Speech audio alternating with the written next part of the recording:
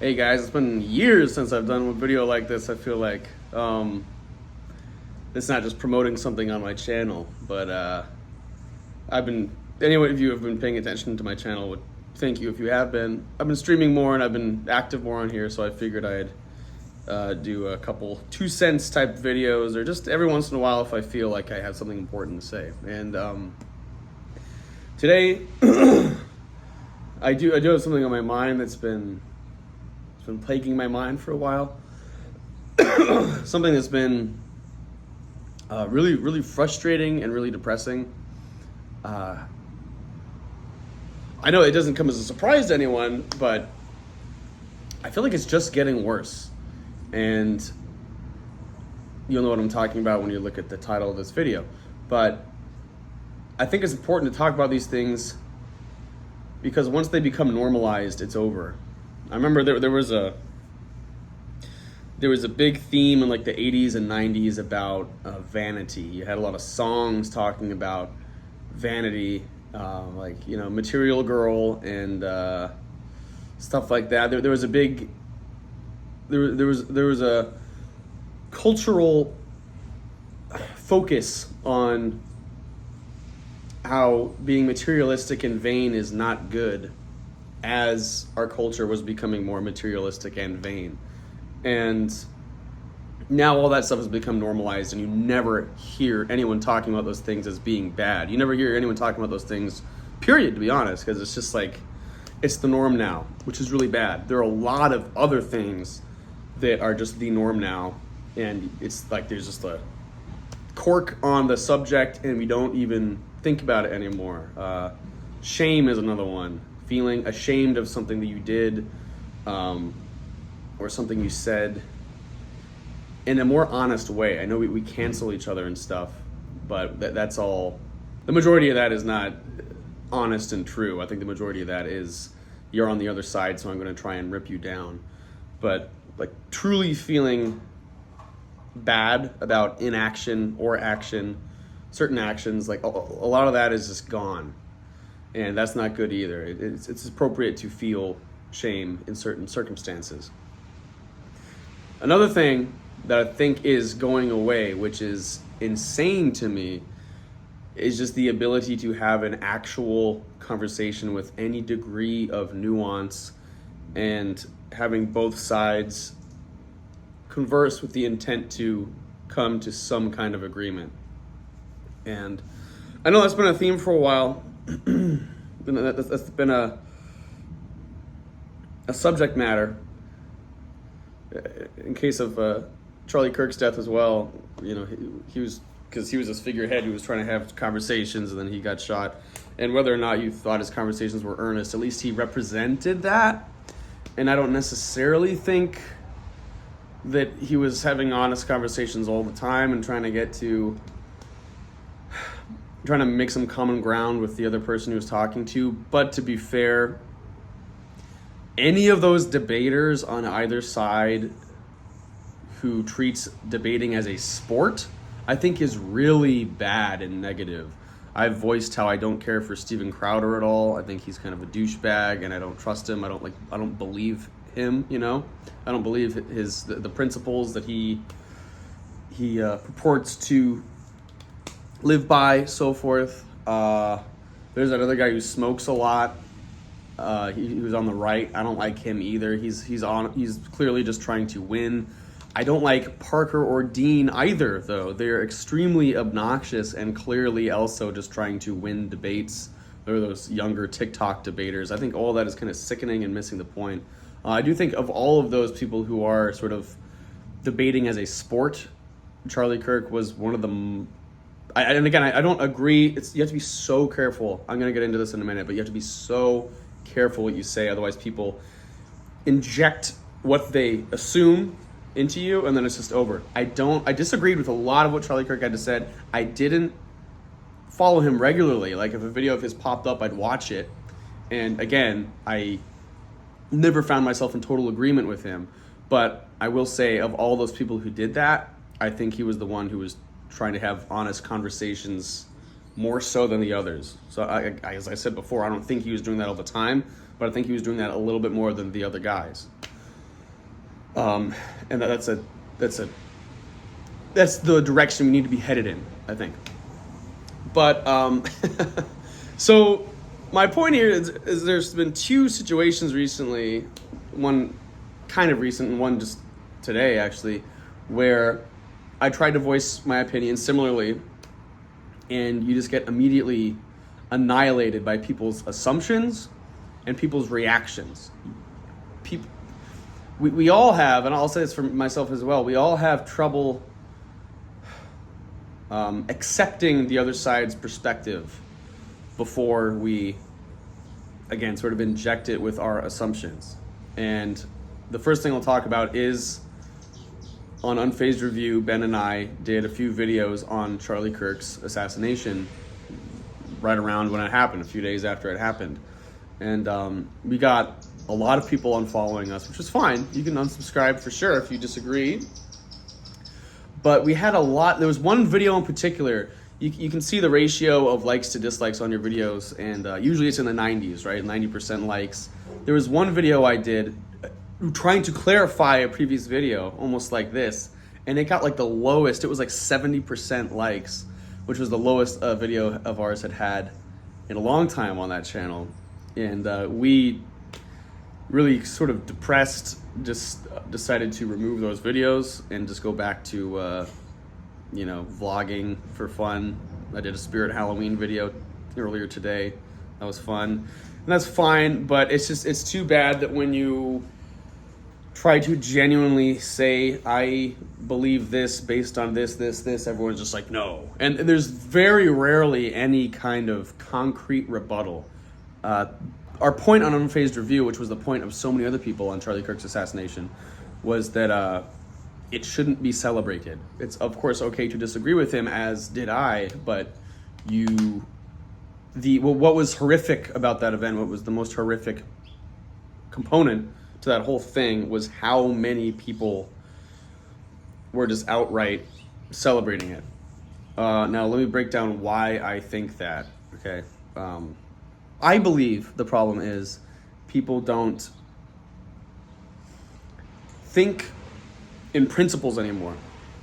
They just think in terms of their side. Whatever is like a win or a loss for their side is good or bad because it is that. So like Charlie Kirk's assassination was in some perverse, untrue way a win for like radical leftists. And I even said in my video clarifying things, I know that not all leftists loved this. In fact, there is someone I know who was older, who was on the left, who is fortunately largely detached from the internet and so doesn't see all of this crazy behavior that comes from both sides politically. But I told them, I said, a lot of people are celebrating this, and they dismissed it like, oh no, only crazy, sick people would celebrate this. And then I showed them all the clips and stuff online, and they were taken aback. This was someone on the left who was reasonable. So it's not about your political affiliation or your political opinions. It's about at the core of who you are, if you are a principled person or not. And the rebuttal that I believe is logically true and important here is that everyone's saying they loved Charlie Kirk's death, said they loved it because he stood for all these horrible things. He was, anti-gay, anti-whatever. Okay. And then a lot of people have come back and said, well, if you think it's okay that he died because you disagreed with his beliefs, then you should be okay with Palestinians dying because they're also anti-gay, all that. It's a pretty one-to-one comparison. Now, of course, the thread in this that is different is there are lots of women and children and people without the power to really have any impactful opinions who are under fire right now and who are dying in Palestine, and that is absolutely true. However, loss of life in general, we have to agree on principle whether or not that is bad. And I would say Charlie Kirk's death and innocent life in Palestine perishing are both equally bad. Again, loss of life as a blanket thing is bad. Most of the Palestinians who are dying obviously have not committed any violent crimes. They're not fighting. They're just, again, a lot of these are kids, and that's horrible. Charlie did not commit any violent crimes. And again, if you disagree with what he believed in, that's okay. I think if you think anyone you disagree with should die, then I think probably, well, like, who do you know anyone who agrees with you 100%? I can't think of a single person I know who I agree with on everything. So by that logic, I'd be the last person on earth, and I could enjoy what, just being alone with myself. Finally, none of those bigots and libs to contradict my opinions. Like, it's such a gross and closed-minded way of thinking. Now,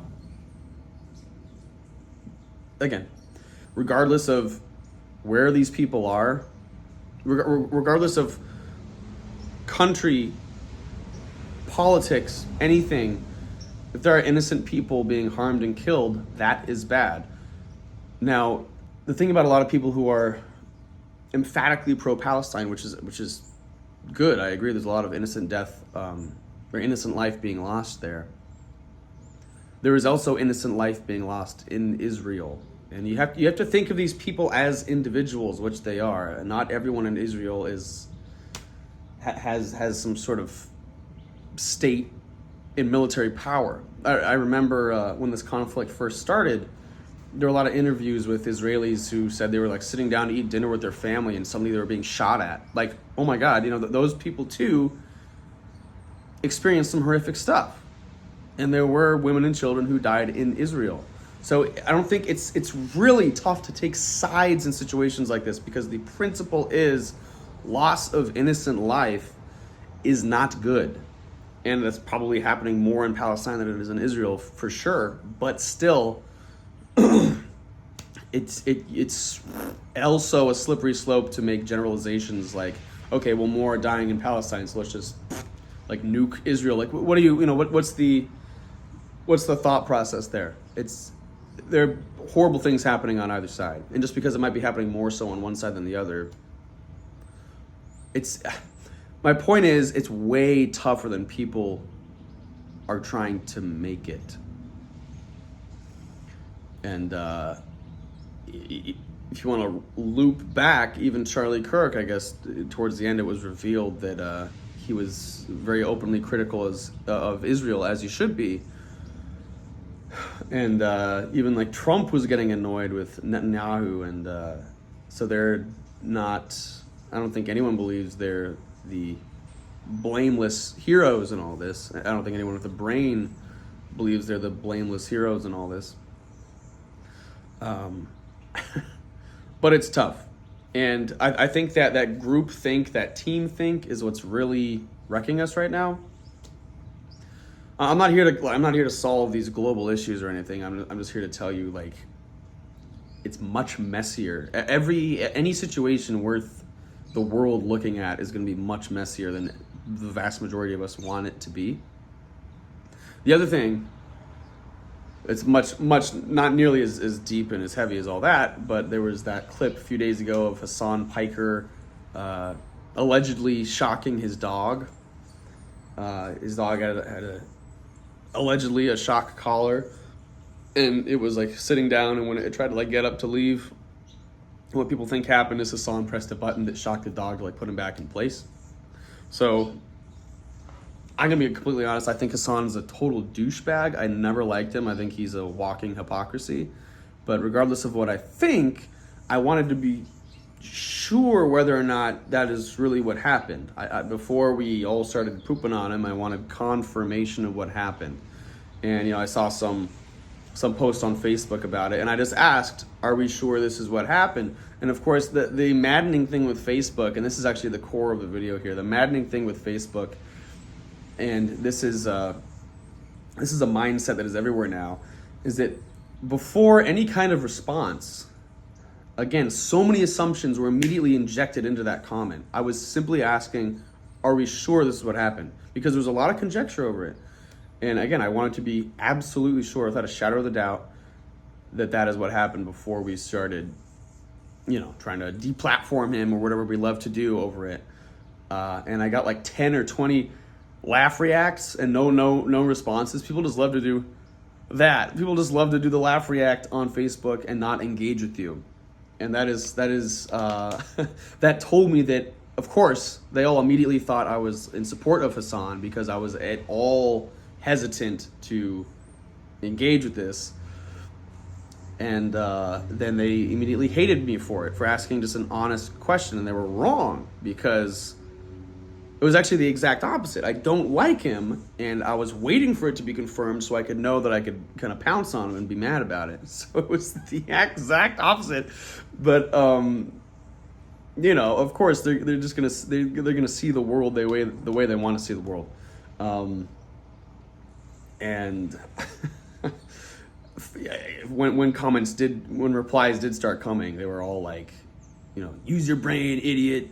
Didn't you see it too? Stuff like that. And I responded, you know, it wouldn't be this big a deal if it were that clear cut. The conversation wouldn't be this widespread if it were that clear cut. Now, I read a couple articles on it. I watched a couple videos. There was a guy, a YouTuber who was like a dog expert, I guess, who, the article I read was in support of Hasan, but there was a part of it that I guess quoted Hasan where he said it does like vibrate. So Hasan was admitting that he did do this, or there is a shock collar. He tried to put it in a way that made it seem like it was gentle or something. And then even the dog expert guy, trainer, whatever he is, said this is fairly typical.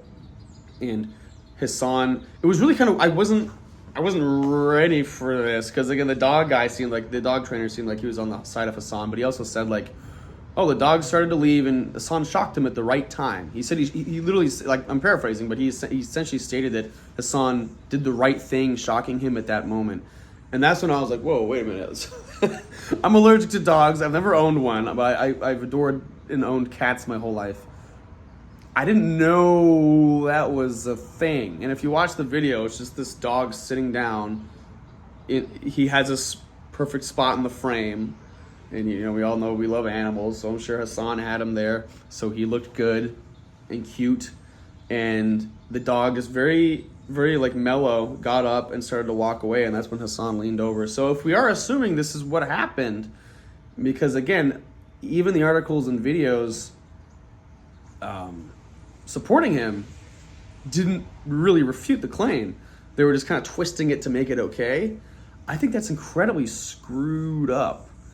Like, as a cat owner, from like holding my cat and cuddling my cat, if they telegraph at all that they want to be let down, I let them down. I don't like shock them or hold them tighter. Like, that's the same kind of thing. And I know I'm gonna get a bunch of dog owners in the comments maybe saying, "Oh no, it's totally normal." Well, I don't think it should be. That seems kind of messed up to me. But again, my point is that was a genuine question. And if someone had wanted to be helpful and just linked me to one of those articles or videos or whatever, or had at least just engaged in any actual discussion with me, you know, I could have been enlightened much quicker. But no one wants to be helpful. The internet makes everyone so combative. And going back to the Unfazed review video, they got a lot of dislikes. There were no concrete rebuttals in the comments, and in fact, most of the comments were agreeing with me, and it was all just the silent dislikes, the silent laugh reacts. And then even when there are comments, a lot of the time, like on that Facebook thing, they think they have you figured out down to a T. Whatever their worldview is, they project that onto you, and then there's no hope of having any honest discussion, and it's really, really depressing. I am a guy who kind of I try to sit in the middle as much as I can and make determinations one way or the other based on what we actually know and what I actually believe logically. And I don't mean to sound like I'm floating above everyone and I'm better, but trying to be that level-headed and trying to come to honest answers, it's really scary, because you see how many people aren't doing that. You see how many people just want to sit on one side or the other, and again, this is a lack of principle. Like the thing with Charlie Kirk, is it, because Charlie didn't support gay marriage, and so it is okay that he died, is that it has to also be then that every Palestinian who doesn't believe in gay marriage, and they're by and large a lot more hateful about that stuff over there, it's also okay that they die. Like, you can't, that's a principle. Is it okay to die because of beliefs that you disagree with? You can't have it one way or the other. It has to work both ways. And when you propose those sorts of questions, when you enlighten people in that way, and you throw those sort of truths at them, that's when you see the cracks in their logic, and you see that they have no principles. They're just simply taking a side, almost as arbitrarily as picking like red team or blue team in Halo. There is no point to it. It's just for the purpose of picking a side. And so it reveals that there's no, it's all a waste of time. It's all a waste of time. And it's, at the end of the day, it's obvious, but yeah, like I'd say 95 or even 99% of online discussion and even in-person discussion, it seems like, based on all the videos and stuff you see, is a waste of time. And it's just too bad that you can't have real conversations. It's really hard to have real conversations with people. I always think back to when I was in college. I had a really good friend named Gabe, and we would hang out, and we always had really, really good discussions. He was a really insightful guy. We didn't agree on everything. Again, like any two humans probably wouldn't agree on everything. But I was never once remotely mad at this guy. I love him dearly. And again, we disagreed, but we disagreed in a way that was like profitable and productive and good. And and one time I asked him, like, hey, we have really good discussions. We should start a podcast or something and just have these discussions, because I think they're meaningful and they're impactful. And he thought about it for a minute, and he was like, I think that would take, I forget exactly what he said, but it always stuck with me, even though, like, I understand the kernel of what he said, but I don't remember verbatim. He essentially said, I think that would make them less special, or I think that would make them less meaningful. And that always stuck with me, because at first glance that seems counterintuitive. Like, oh, if I think this thing has value, I shouldn't have wanted to show it to everyone.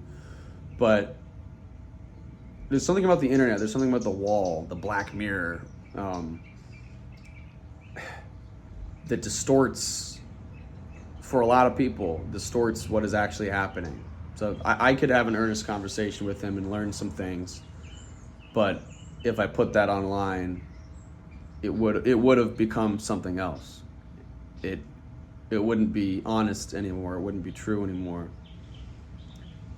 It would, again, be people inserting their own crap into it.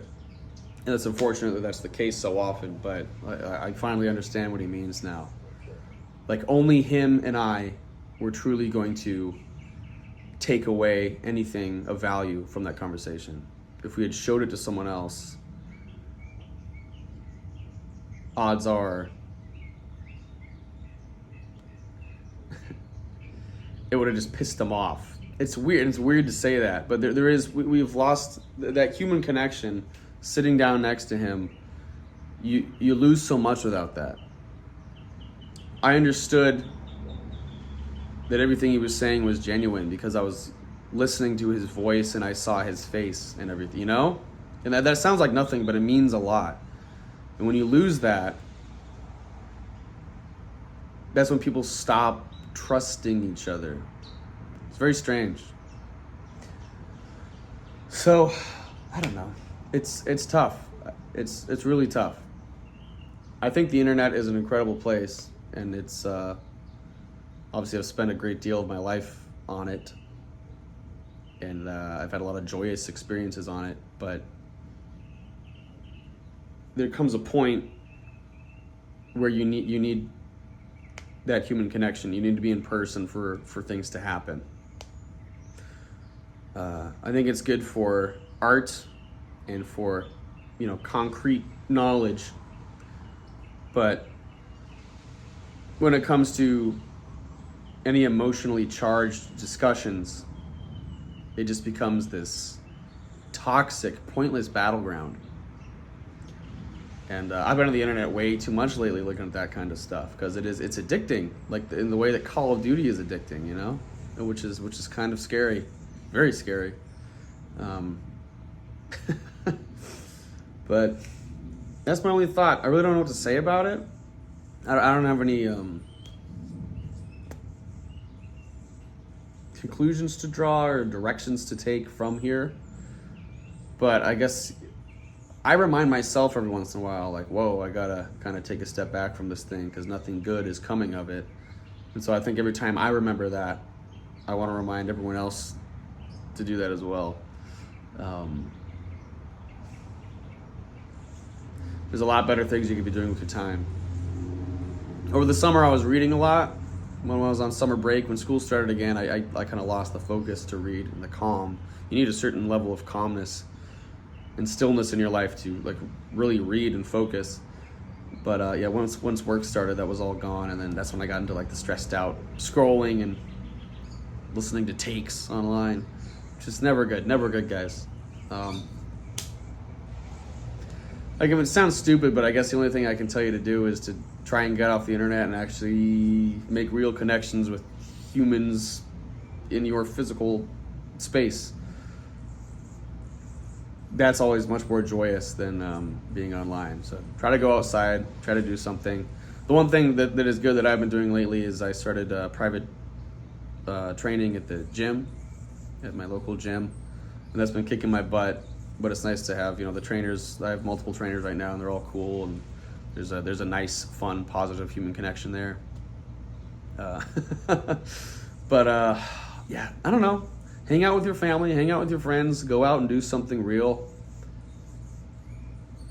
I always feel better after I do those things. I think the internet, again, it's a good like Pokédex. It's a good pocket encyclopedia. It's a good place to discover new art and new entertaining things that are happening in the world. But don't put your heart and your soul and your values on there, because they will get picked and prodded at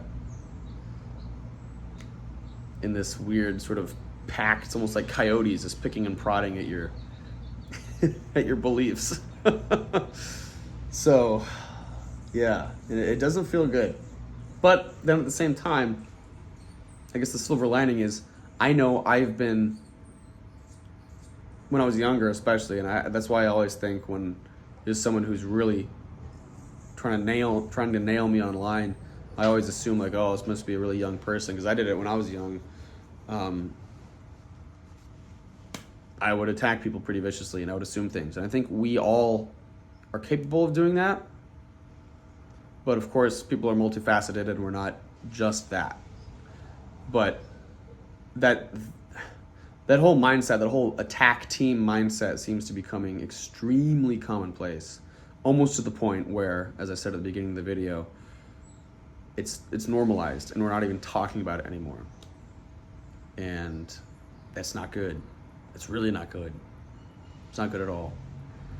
And again, I do think with age, you calm down a little bit and you're more reasonable. But there's always going to be new young people. So what do you do about that? It's a tough thing. It's a tough thing. And I don't believe in a lot of like regulation or anything. I do think it's a cultural shift we need to make. We need to decide to make freely as people, or not.